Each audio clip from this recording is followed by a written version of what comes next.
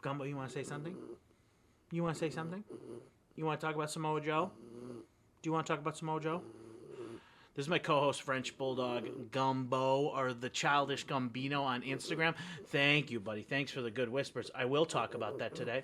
Okay, that's what the topic I'm going to talk about. I got a chance to introduce my other co-host, Rue, the last time that we were on, so I thought that we'd start this second video off with my French Bulldog Gumbo. Hello, everyone, and my name is Jack. Again, you can follow me on social medias at Real JT Callahan on Twitter, King JTC on Instagram. You can follow Gumbo on Instagram at the Childish Gumbino. You see him right back there. Right back there. My intent was not to make two videos back to back, but I had what I think is a good idea, and I have very few of those, so I thought that I'd come back on here while the iron is hot and I have the motivation.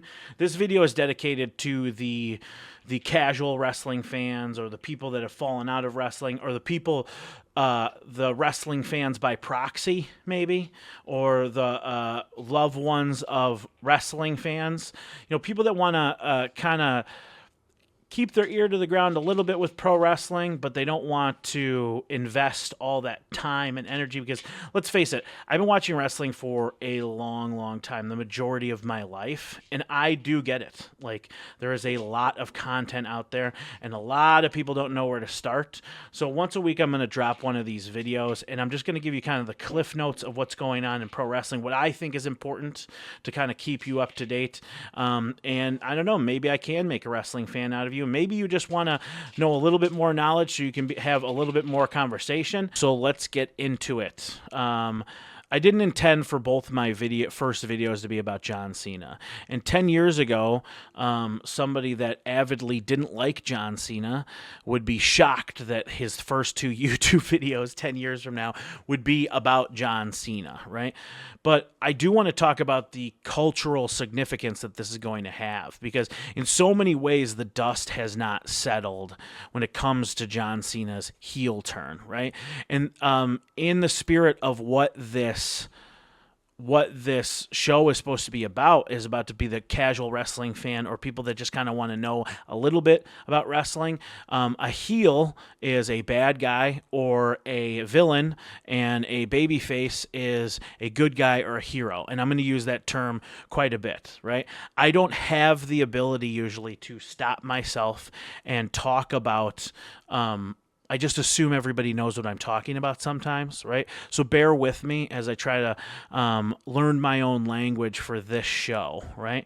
And any questions that anybody else has, put them in the comment section on my YouTube channel that I post this on, and I'd be happy to answer them for you, because I talk really fast, and I just assume everybody likes wrestling as much as I do, which is false, right? And that's why I'm dedicating this show to the people that have had to listen to my rants for, I don't know, 30 years, you know? But anyways, so here's why it's significant that John Cena has turned heel, right? For those of you who don't know, John Cena came up in an era in WWE called the Ruthless Aggression era. And the Ruthless Aggression era really was the era when WWE was the only pro wrestling company in town, right? The other two companies, ECW and WCW, they had gone out of business. They were bought by WWE, and The Rock and Stone Cold Steve Austin were retired. You know, one went to Hollywood and one went to, hold it for a second. Sorry, my dog was chewing on something, and my ADHD will have me distracted. Don't worry. Okay, I will give him his bone right back after the show.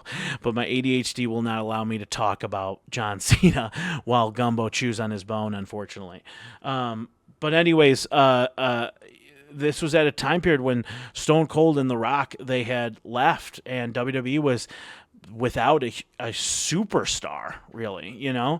And John Cena came right out and filled that mold. He became the guy, right? Now, and I know a lot of you guys have seen Guardians of the Galaxy. Dave Bautista was was in John Cena's same training class. Another guy named Randy Orton was in John Cena's trading class, and they all became famous right around the same time in WWE. But nobody to the caliber of John Cena, right? He was a Hulk Hogan, a Rock, Stone Cold level talent, right?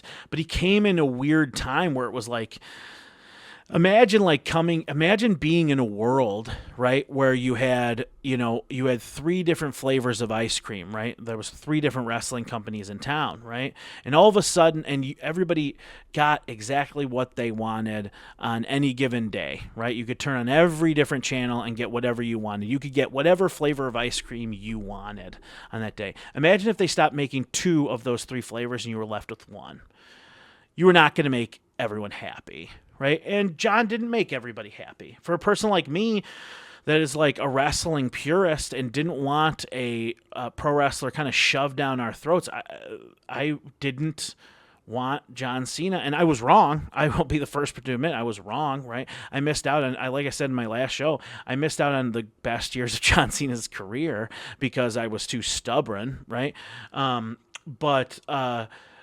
So a lot of people didn't like him, but a ton did. He was the highest merchandise seller in the company, and he was great for little kids. There's no other pro wrestler. I don't even know, and you could correct me if I'm wrong. I'm pretty sure that there's no other celebrity in the world that has granted more wishes than John Cena. So he's a good dude. Like he's a very good dude, right?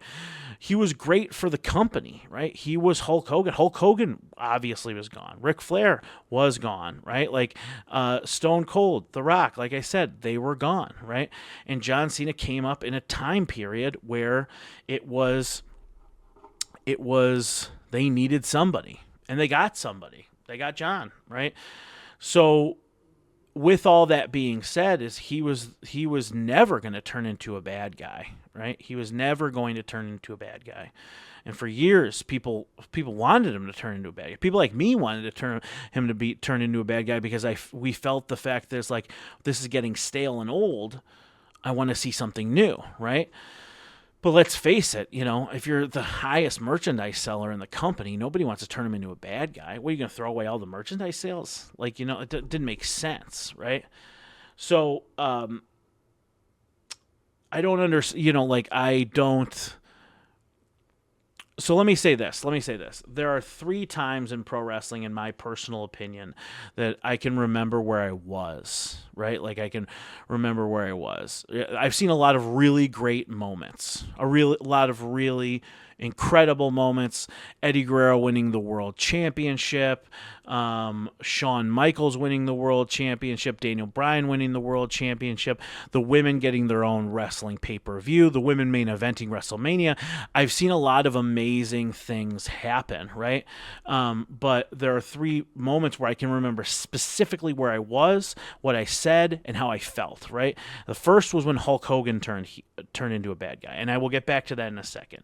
The second is when The Undertaker lost his undefeated streak at WrestleMania after 23 consecutive years of winning, right? Which I will make another show of if somebody wants me to, and why that was important. And finally, when John Cena turned heel, right?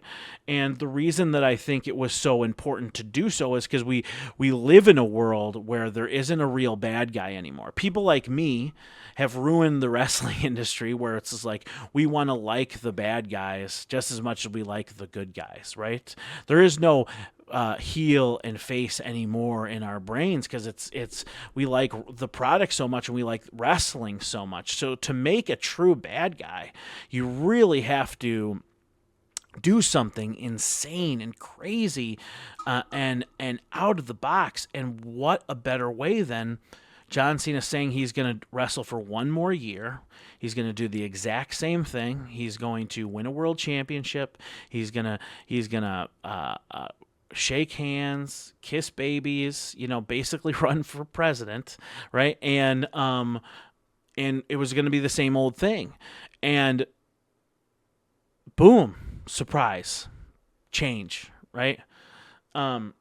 And the reason why this is culturally important in my personal opinion, right, is the fact that it's like it's Cena, right? It's a guy that they have was their flag bearer, right? He was their Michael Jordan, right? He is their current LeBron James, right? And he turned into a bad guy. So going back to the Hulk Hogan thing, right? So in 1997 or 1996, I can't remember what it was. 1996, I can't remember what it was because I have a problem, and it is that I only know things about wrestling. There were two guys named Kevin Nash and Scott Hall, and they went over to WCW, and they said that there are three of them, and they're here to take over the company and put it out of business, right? But there was only two guys that was on television every week, right? And they went to a pay-per-view called Bash at the Beach, and they said the third man will be revealed at Bash at the Beach, right? And lo and behold, Hulk Hogan came out. He joined that group. He turned into a bad guy. Hulk Hogan had never been a bad guy before. No, Hulk Hogan had never been a true bad guy before. We're talking about the person that more or less put professional wrestling on the map, right? That people that know nothing about pro wrestling still think of Hulk Hogan as their Statue of Liberty, right? Like, oh, this is what pro wrestling is, and all of a sudden he had turned into a bad guy and turned his back onto everything. I mean, he was at that point, just like how John Cena was at that point, where it's like there was little kids that were now adults that loved him, right? There were little kids that had met him when they were little kids, and now they're adults, right? Going to go see John Cena's one last run, and he turns their back on them, right? And turns into a bad guy, right?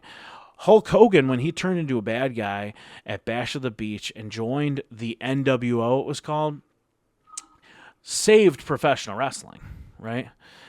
Professional wrestling was in a very stalemate and stale position, right? And this was a different company. This was WCW. This wasn't even WWE, WWF at the time, right?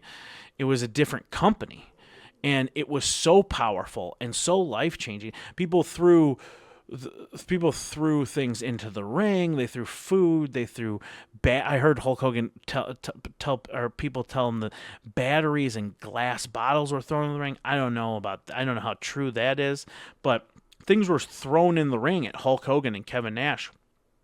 Children were crying in the front row. Like, that's how seismic of a shift it was, and it saved professional wrestling in a lot of ways, and then almost put WWE out of business. Hulk Hogan almost put, people don't realize this, Hulk Hogan almost put the WWE out of business with this seismic shift and twist, right? And I think we face this very real thing now, where the professional wrestling, we face the exact opposite.